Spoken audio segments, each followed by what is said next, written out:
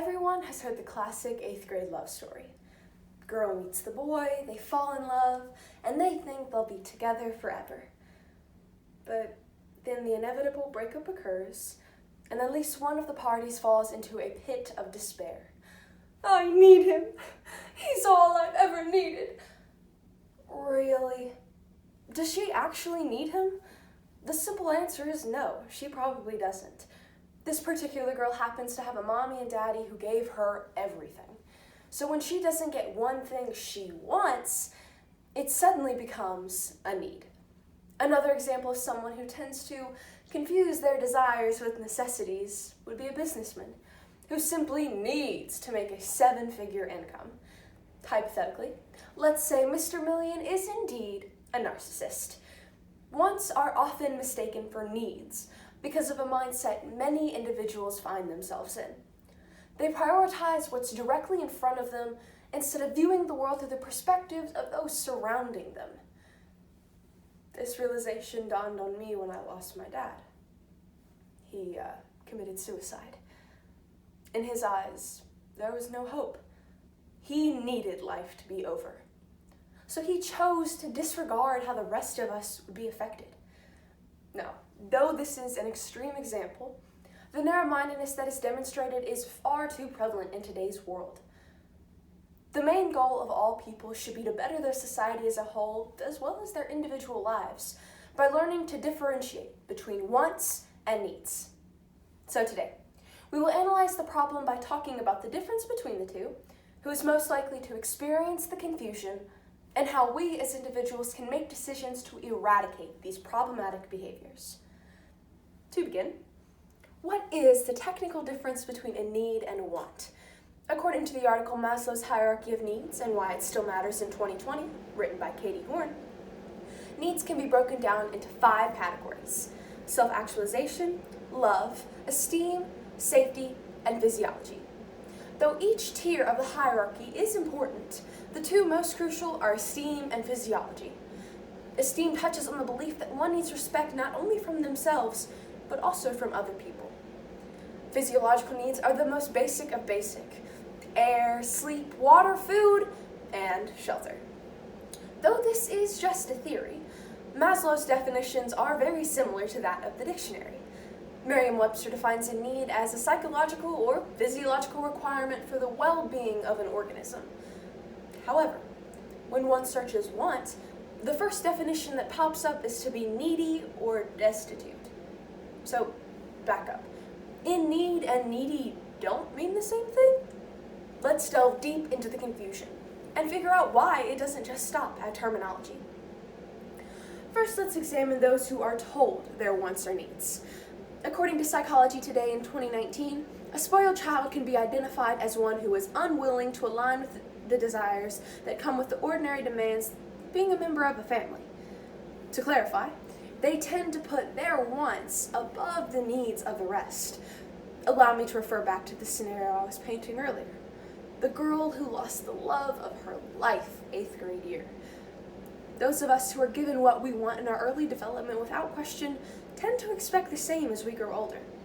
Timothy Van Dusen, an associate professor of adult and child psychiatry at Yale University, states that overindulgence in children can often lead them to become entitled adults that almost always tarnish their personal connections with others. They find it hard to get into relationships because they have this sense of grandiosity. No one is ever going to be smart enough or good-looking enough, says Van Dusen. So basically, that girl could have been getting hot and heavy with Brad Pitt and still not been satisfied.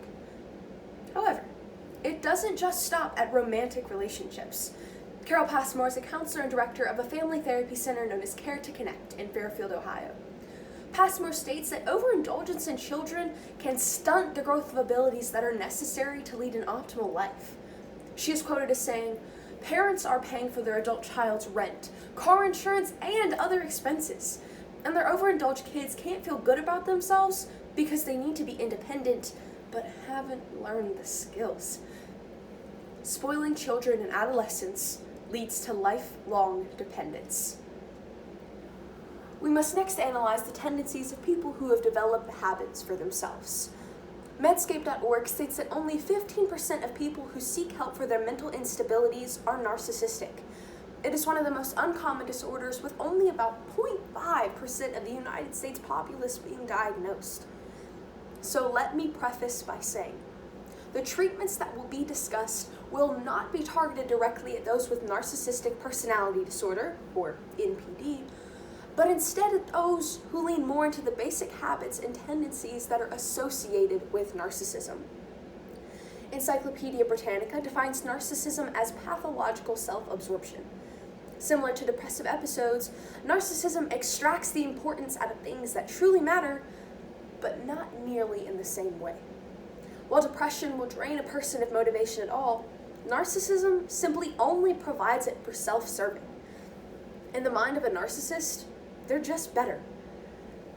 Their wants are more important, so their wants are needs.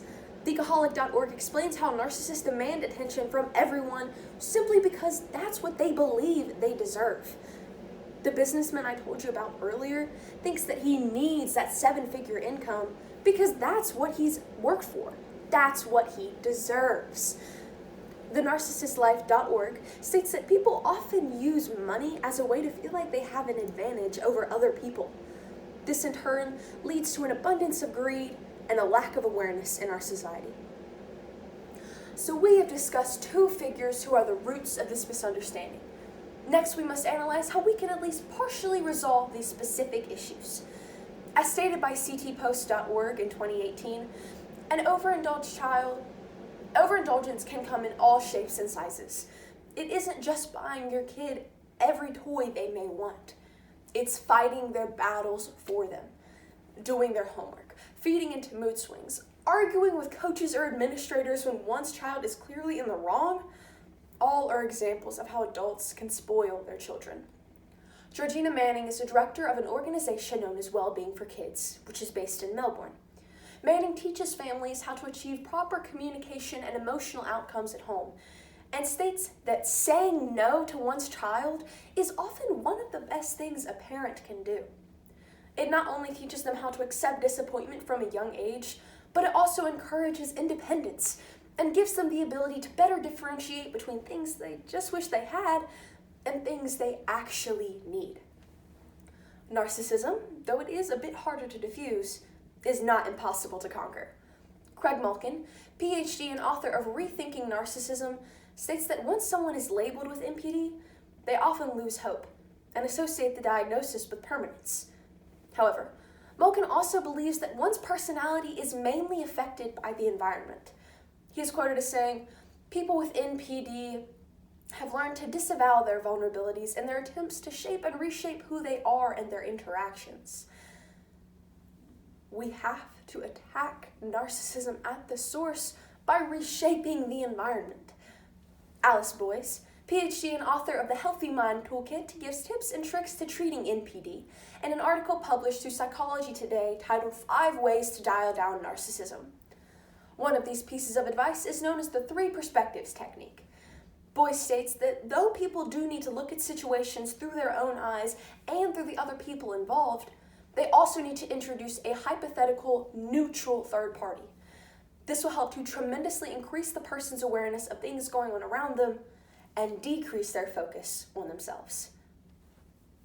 So today, we analyze the difference between needs and wants and why it is so important that we correct this problem. Though the plague that is confusing the two is very prevalent, it is not hopeless. We can fight it. And here is why we need to. Our country, our society, our world are all failing in more ways than one. Worldwide, people are socially blind. More often than not, we are focused on ourselves, completely oblivious to the beautiful life that is going on around us. But we can be the change. We have to dilute the concentration of selfishness in our world. And if we start on a scale as small as individual needs and personal wants, we can turn the tide. It will start on a person-to-person basis. But once the teachings discussed today take hold, the world will be changed permanently.